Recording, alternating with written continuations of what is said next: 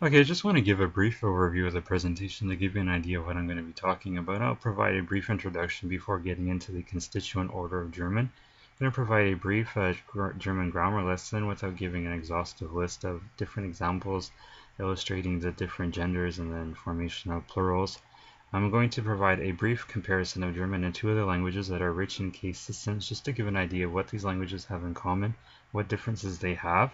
Then I'm going to get into the real essence of this presentation, dealing with the heads of noun phrases in German. I'm going to be moving on into the modifiers, illustrating the four different cases. Then I'm going to get into relative clauses and provide a conclusion of the presentation. So basically, German possesses a rich case system that allows for some flexibility in the word order. Languages like English that lack this really intelligent case system are much more rigid in word order. German, however, is a little bit more flexible in this regard. So this case system gives valuable information in determining what grammatical function a particular constituent is playing in the sentence, and the presentation aims to provide a solid background on where these constituents may fall in a sentence, that is to say, which modifiers can appear before or after the head noun. And German is a V2 language, that is to say that the verb is always in the second element of the sentence. The keyword is element and not necessarily the second word of the sentence. So constituent order in German. German is considered to be an SOV language, that is to say that the subject, object, and then verb will follow at the end. An example of this is in the sentence Weil ich den Film gestern gesehen hab. Because I watched the movie yesterday. Ich is the subject, den Film is the object, and gesehen hab is the verb that occurs at the end. So as I said before, German is a V2 language, thus allowing sentences of an SVO nature and an OVS, where the object actually occurs first and the subject actually occurs at the end, is not so common, but it is possible, grammatically correct. It's just really to show emphasis of really what the object is in the sentence. So example for an SVO structure, der Mann folgt der Frau, for the man is following the woman, and then where the object appears first is den Mann beißt der Hund. So in English you would think that actually it is the man who is biting the dog, but in this particular case it's the dog that is biting the man, which makes a little bit more sense. So dealing with a little bit of information on German grammar, there are three genders in German. There's masculine, feminine, and there's neuter. There's a few examples for you. Der Tisch, die Freundschaft, das Fenster. There are two numbers, singular and plural. And there are four cases in German. There's the nominative for the subject, the accusative for the direct object, the dative for the indirect object, and the genitive for possession. So just a little bit of background information on the genders. So nouns ending in er tend to be masculine. For an example, der Kellner for a waiter, but an exception is das Zimmer for a room. Female nouns generally tend to end in ik, as an example for die Linguistik, for linguistics. However, an exception to this is der Atlantik, for the Atlantic. Der Atlantik doesn't come as a surprise since der Ozean is masculine, so it kind of coincides. Generally, nouns ending in o are neuter, for das Radio, das Video, but der Euro for the euro. When dealing with compound nouns, the final noun actually is the one that shows the gender of the noun. So for die Armbanduhr, for the wristwatch, die Uhr is feminine, so that's why die Armbanduhr is feminine. So for plural, sometimes there are no changes, as we can see in the example der and die Onkel, for uncle or uncles. Sometimes there is an umlaut that is added to the first vowel, for der Apfel, for die Äpfel. Sometimes we actually add an umlaut plus er at the end for das Buch, and then die Bücher for books. And sometimes there are unusual endings for das Auto and die Autos, das Hobby, die Hobbys, and das Thema and die Themen for themes. So now, back to German and really dealing with the case markings for articles, adjectives, and the nouns.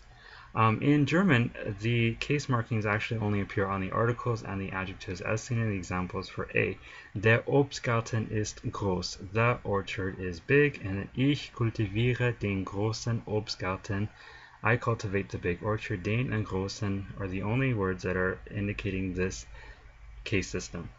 And then for ancient Greek, it's actually on the article, the adjective, as well as the noun, where the cases are being demonstrated.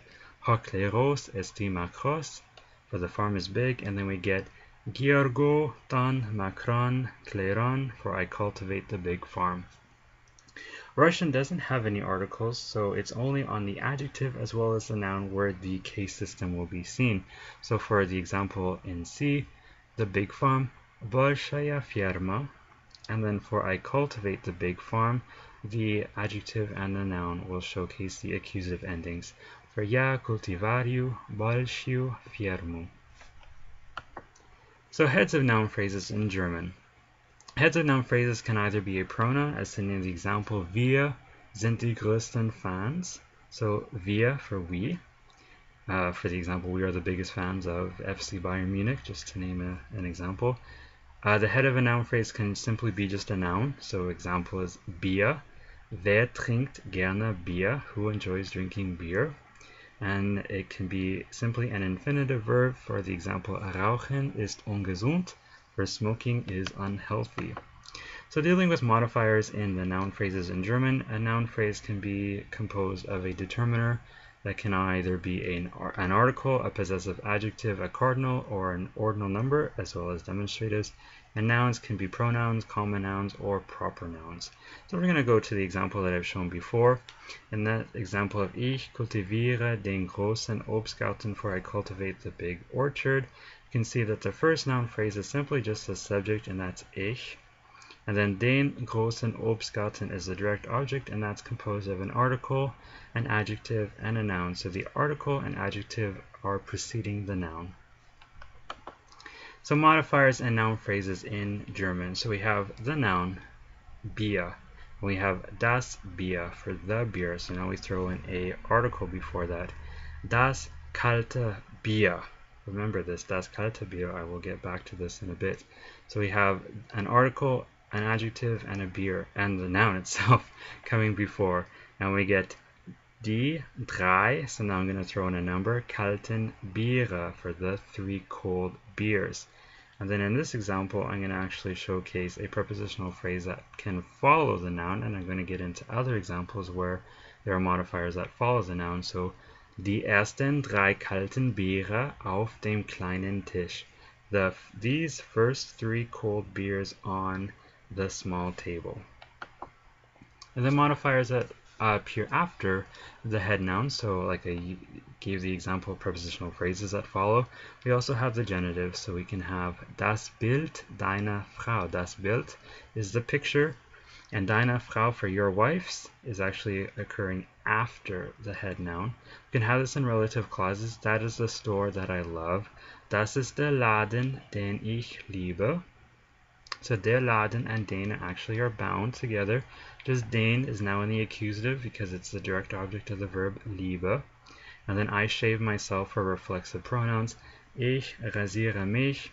The mich is bound to the ich, and that occurs after the head noun for the reflexive pronoun.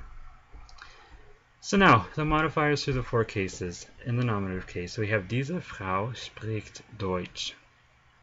And then we have kaltes Bier ist gut. I said before I wanted to get back to the example of das kalte Bier. So now we have kaltes Bier ist gut. So Schreifers and Turrell, 2000, explained that in German, the gender of the noun individually specifies the definite determiner. So I don't want you to be confused thinking that this is only for definite articles. It happens to adjectives and demonstratives too if there's no definite article present. So in this case, das kalte Bier was actually showcasing a weak ending because the definite article was already showcasing the gender for the noun Bier. In this case, kaltes Bier is showcasing a strong ending because there's no definite marking for it. That way there's a strong ending of es added onto kalt, meaning cold, that is showcasing the gender of the noun Bier. As well as we can say in die roten Autos, it's a weak ending because we already know that the noun is plural because of the article die. So if we get into the sentence der Mann ist freundlich, we can see that in this case the noun phrase is der Mann, consisting of the article as well as the noun. In the accusative case, Ich hab meinen ersten Kürbiskuchen gegessen. So in this case we have ich, which is the first noun phrase, which is composed simply of the pronoun itself, ich, and then we have the direct object, meinen ersten Kürbiskuchen, which is actually in the accusative case, and we can see that it is composed of the possessive adjective, and then ersten, an adjective itself, and then Kürbiskuchen, which is the noun. Gegessen is the verb. Then we have die Frau kauft die Lampe. The woman buys the lamp. So die Frau is the subject of the sentence, the nominative case. Die Lampe is in the accusative case. In this instance, both noun phrases are composed simply of the noun and the article. Meine Katze liebt mich. Meine Katze is in the nominative case for my cat. Mich is simply just the pronoun itself in the accusative case. And then wir sehen uns is another example of a reflexive pronoun for we see ourselves, where wir and uns are bound, but uns appears after the noun. In the dative case, so if we look at the example in the illustration, Lisa schickt ihre Mutter einen wichtigen Brief. So ihre Mutter is in the dative case, as indicated in the color green. So we have a possessive adjective for ihre, and then Mutter is in the noun. So ihre is in the dative case because it's the indirect object of the sentence. The important letter is being sent to someone. And then the other noun phrase, einen wichtigen Brief, is composed of the article, the adjective, and the noun. And then the subject of the sentence as well, Lisa, is simply just the noun. Dieses Buch gehört mir, nicht dir. At times in German, different verbs actually govern different cases. In this case, the verb gehören actually needs the dative for the objects. For whoever the objects belong to. So to me, not to you, are indication of the dative case. So we have gehört mir and nicht dir. And then gehst du mit deinem Bruder. At times different prepositions require different cases. So we have gehst du mit deinem Bruder. Mit requires a dative, so deinem Bruder will follow in the dative case. Another example is du hast mir geholfen. Mir is in the dative case because it's the object of who is being helped, for you helped me. So genitive case, there are two different constructions. The first construction actually is very similar to the English construction, where we simply add an S. So we have Marcel's Hund bellt jede Nacht. Marcel's dog barks every night. And then, as the same case with prepositions, some prepositions require different cases. So trotz des Wetters fliege ich nach Europa.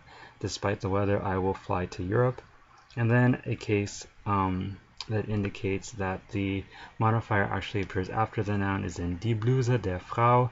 Die Bluse is the head noun. Der Frau is actually the modifier, which occurs after the noun. In another example, the sky's color is blue. Die Farbe is the main noun. Farbe is the head noun. And then des Himmels is actually occurring after it. So die Farbe des Himmels ist blau. And now moving on to relative clauses. So if we look at the picture in the illustration, the house in which I live is blue. Das Haus, in dem ich wohne, ist blau. So house and dem actually are bound. That's why I put a little index there on the tree just to show that they are bound. So the reason why it's in dem is because in requires the dative case. So that is why dem is in the dative case. So das Haus, in dem ich wohne, ist blau. Das Haus is in the nominative case. Dem is in the dative because it follows the preposition in. So the other examples, das ist die Frau, die mir gestern geholfen hat. Die Frau is in the nominative case. Die is the relative pronoun that is bound to die Frau, is also in the nominative case because in both instances they are in the nominative case. An example of when the object is in the accusative case is in the next example. Kann ich heute dein Auto fahren, dass du nur im Sommer fährst? So dein Auto and das are bound. Dein Auto is actually in the accusative case, as is das, and because it is the object of the verb fahren or fährst. And then in the last example, das Mädchen dessen is in the genitive because it's dealing with the possession of the jacket. Das Mädchen, dessen Jacke die letzte Woche gestohlen wurde, hat heute eine neue Jacke gekauft. The girl whose jacket was stolen last week bought a new jacket today. So conclusion, German has a rich case system that consists of 4 cases: the nominative, the accusative, the dative, and the genitive. German allows some flexibility in word order thanks to the rich case system. At times the case is governed by the verb helfen, which is followed by the dative case, trotz, which is followed by the genitive, and ohne as an example for a preposition that requires the accusative case, meaning without. And other times the case is determined because of the grammatical function of the sentence. Generally, the subject appears at the beginning of the sentence, the indirect object immediately follows the verb in the second position, and the direct object will be the final element of the sentence. I thank you very much for watching. If you have any questions, please don't hesitate to send me an email to the contact information posted, or I strongly urge you to send a comment in the comment section below, and I'd be happy to respond to any inquiries. Thank you.